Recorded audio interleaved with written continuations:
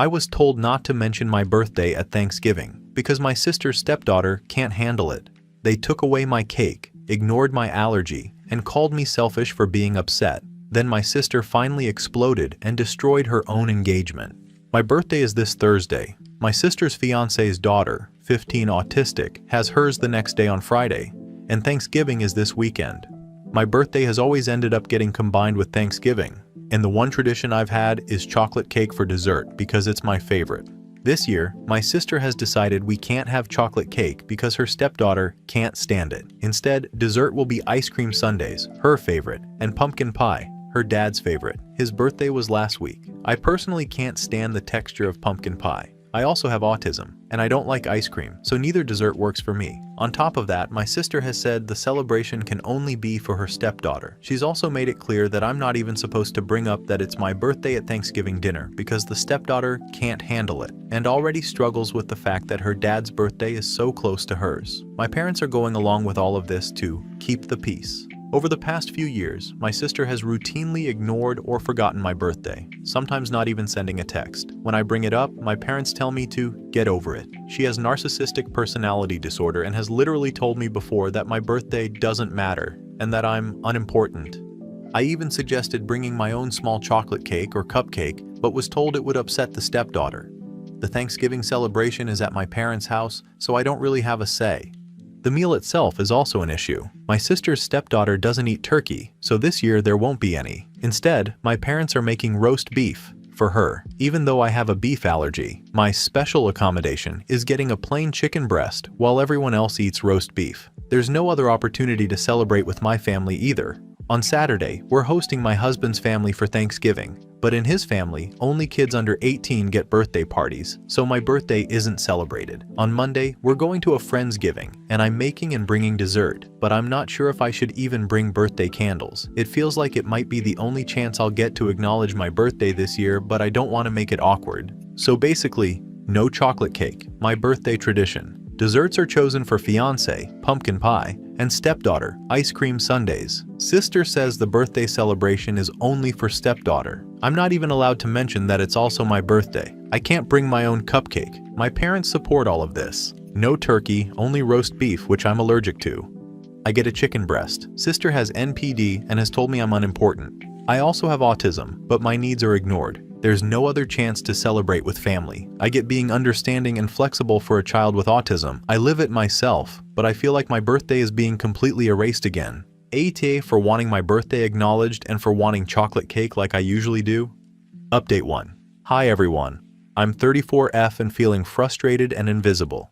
My birthday is this Thursday. My sister's fiance's daughter, 15, autistic, has hers the next day, and Thanksgiving is this weekend. My birthday has always ended up combined with Thanksgiving, but the one tradition I've had is chocolate cake for dessert because it's my favorite. This year, my sister has decided we can't have chocolate cake because her stepdaughter can't stand it. Instead, dessert will be ice cream sundaes, her favorite, and pumpkin pie, her dad's favorite. His birthday was last week. I personally can't stand the texture of pumpkin pie. I also have autism, and I don't like ice cream, so neither dessert works for me. My sister has made it clear the celebration can only be for her stepdaughter. She also said, I'm not even supposed to mention that it's my birthday at Thanksgiving because the stepdaughter can't handle it and already struggles with her dad's birthday being so close. My parents are hosting Thanksgiving at their house, but they're doing everything my sister says because they're scared of her. Over the past few years, she's routinely ignored or forgotten my birthday, sometimes not even sending a text. She's told me outright that my birthday doesn't matter and that I'm unimportant. Whenever I bring it up, my parents tell me to get over it.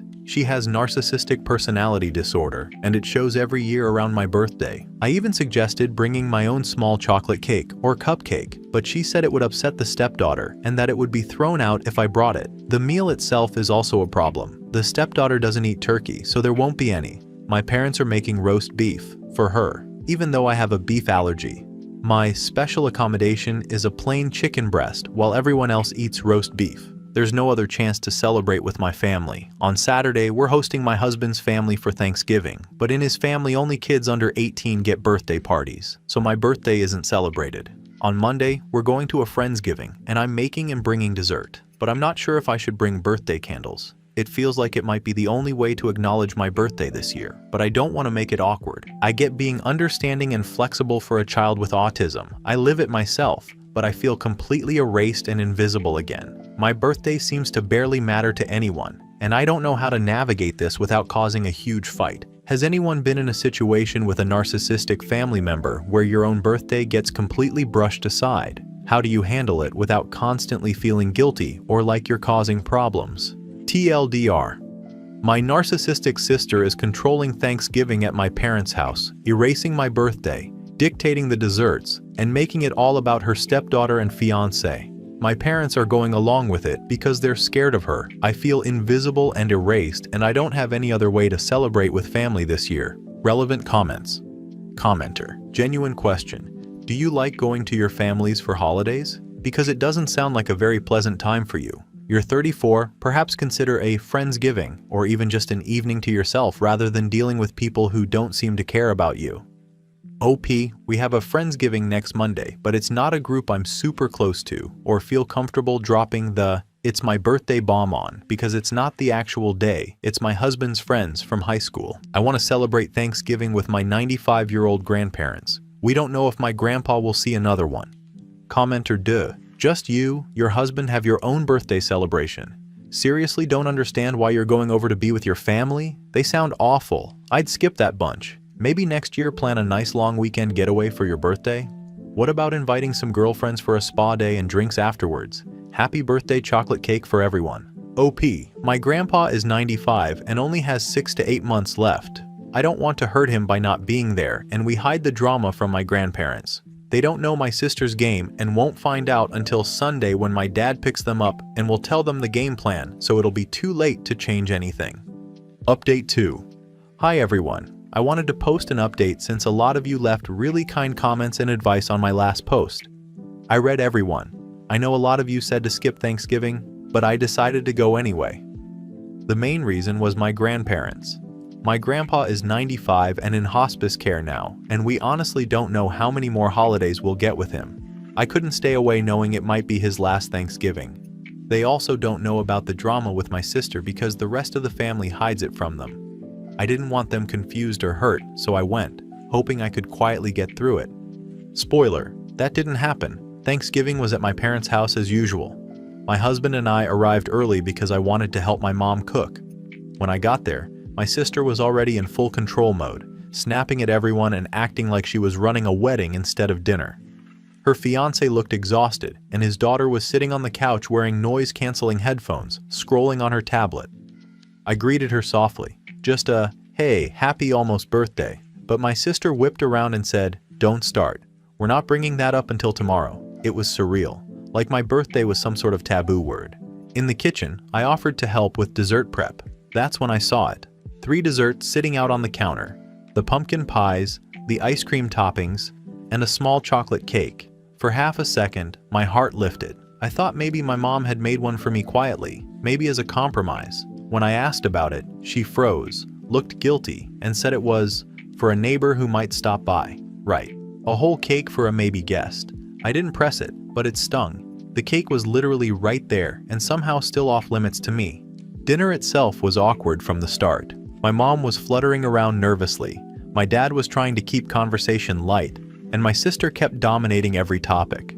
When she wasn't talking about her stepdaughter's progress and triggers, she was talking about herself, her job, her new car, how hard it is being a stepmom to an autistic teen.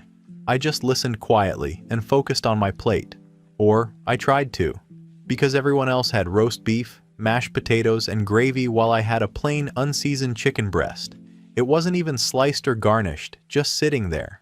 My sister smirked and said, "I hope that's okay, I know beef gives you problems." It was the way she said it, like she was enjoying the fact that I was singled out. Then my grandpa, bless him, asked the question I'd been dreading.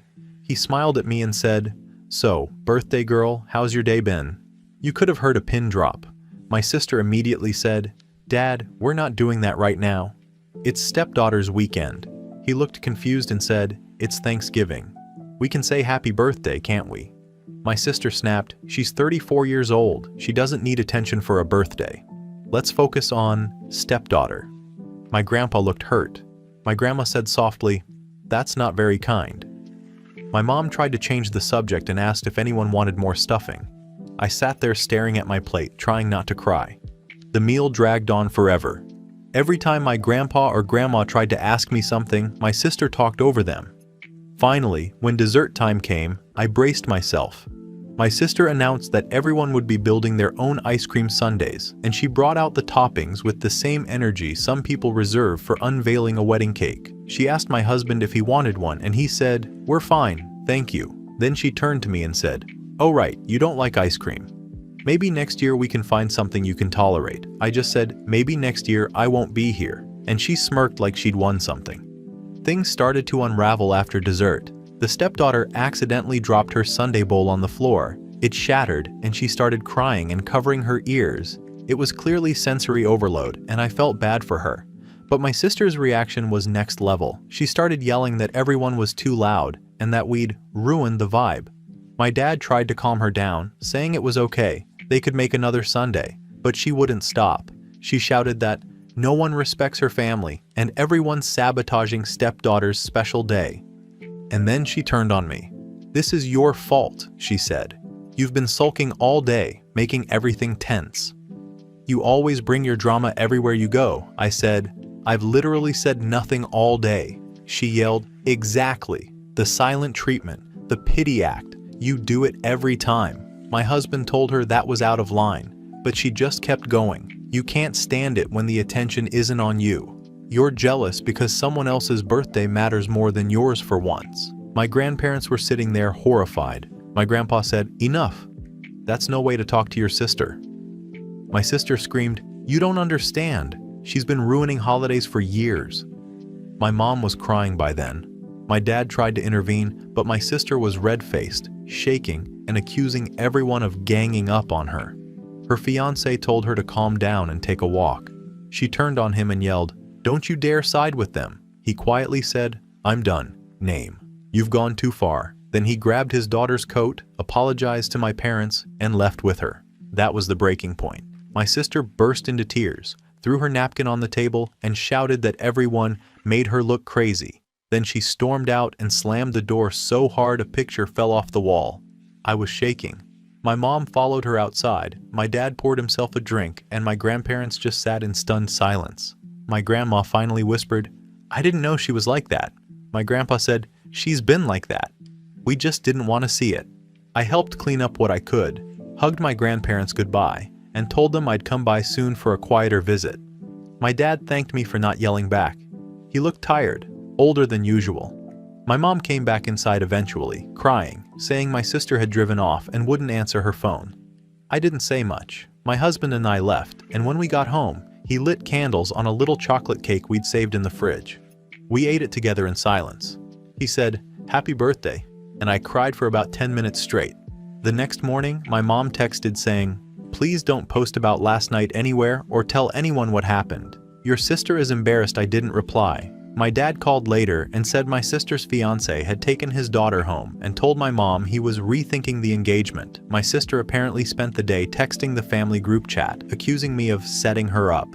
No one responded. So, yeah, that was my Thanksgiving.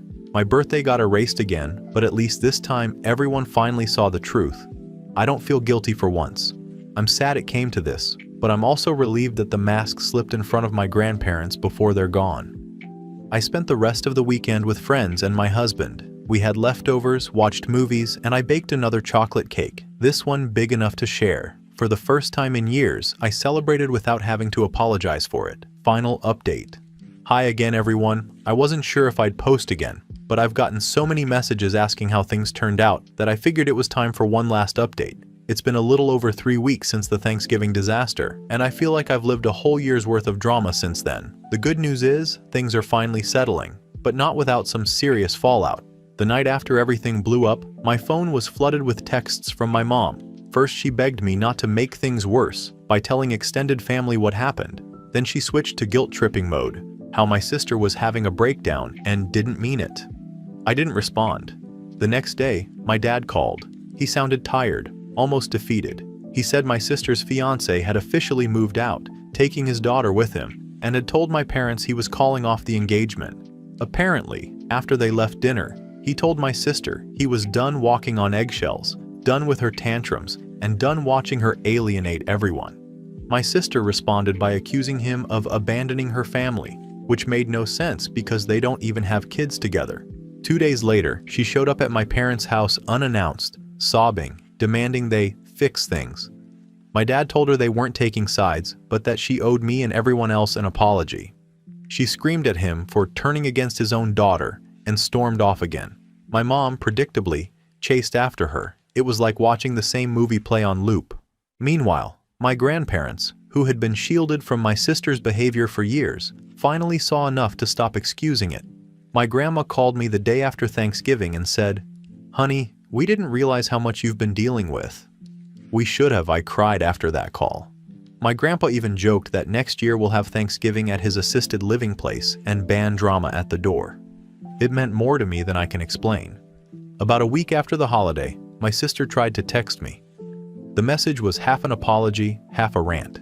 She said she was sorry things got out of hand, but that I made her look bad in front of her fiancé and grandparents. She ended it with, "You always play the victim. I hope you're happy now that I lost everything I didn't respond. I've realized that replying only keeps the cycle going." Then, something unexpected happened. Her ex-fiancé's daughter sent me a message on Instagram. It was simple. "I liked your hair. I'm sorry my birthday ruined yours. That broke me a little." I told her it wasn't her fault at all, that she didn't do anything wrong, and that adults sometimes make things complicated when they shouldn't. She replied with a heart emoji and said, "Dad says you're nice." I teared up reading that. That poor kid was stuck in the middle of all of this chaos, and none of it was on her. I've learned through my dad that my sister is now in therapy.